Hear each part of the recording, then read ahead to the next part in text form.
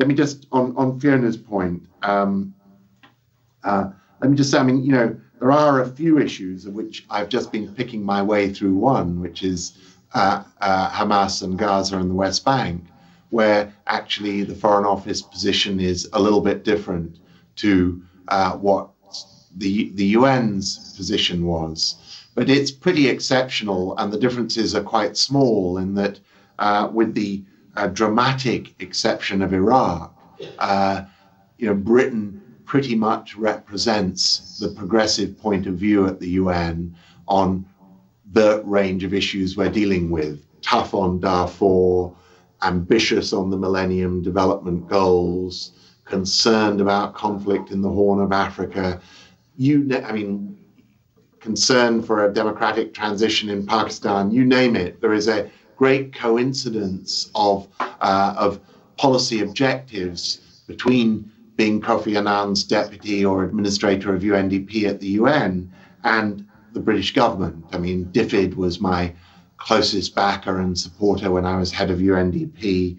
And, you know, frankly, even after Iraq, the British permanent representatives of the day were just about the best friends and allies one could look for in terms of trying to get sensible outcomes at the United Nations. So in that sense, there is, you know, it's a pretty easy transition.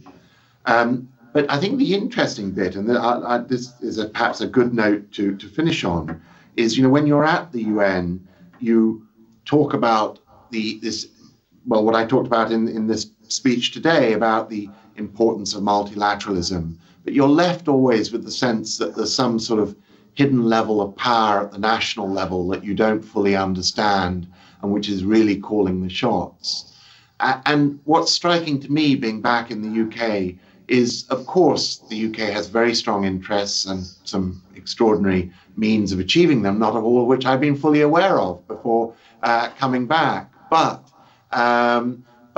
that the UK really does mean it when it says it needs an effective multilateral system as the operating system for itself to be effective. It is actually very reassuring to a multilateralist like me to find how indispensable these institutions are to effective British foreign policy.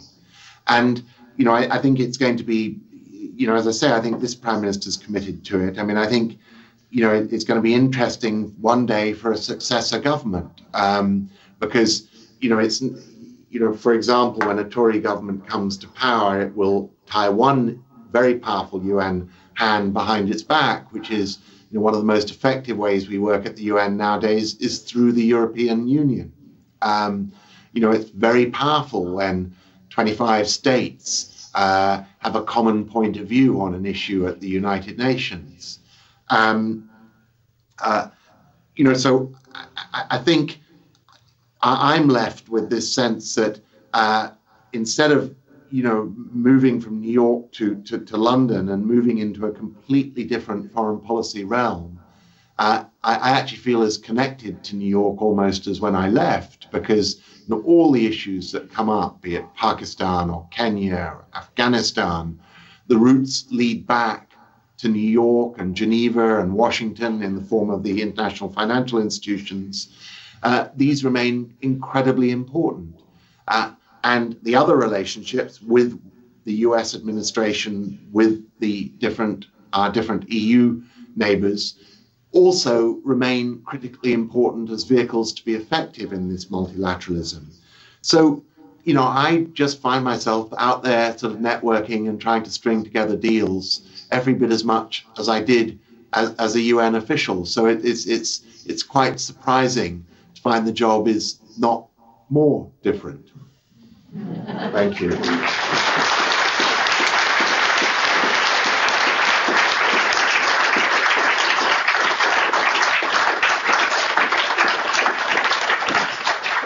Well, thank you very much on behalf of all of us, Mark, at this conference. Thank you for being so generous of your time.